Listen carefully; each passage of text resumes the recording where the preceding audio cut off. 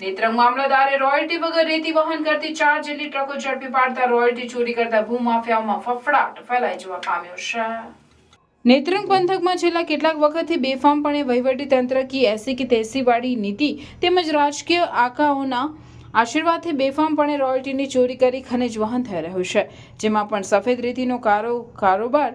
સોળી કળાએ જાણે ખીલી ઉઠ્યો છે। ત્યારે વહીવટી તંત્ર સજાગ બનતા નેત્રંગ મામલતદાર રીતેશ બી કોંકણી તેમજ તેમની ટીમે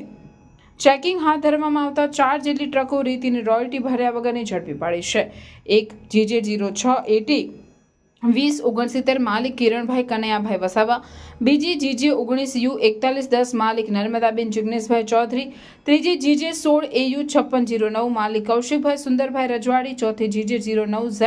9831 માલિક વિદુરભાઈ વસાવા ઉપરોક્ત ટ્રકોની અટક કરી મામલતદાર કચેરી કમ્પાઉન્ડમાં મૂકી આગળની દંડનીય કાર્યવાહી માટે મદદનીશ ભૂસ્તર શાસ્ત્રી ભરૂચ તેમજ પ્રાંત અધિકારી ઝઘડિયાને પત્ર લખી જાણ કરેલ છે।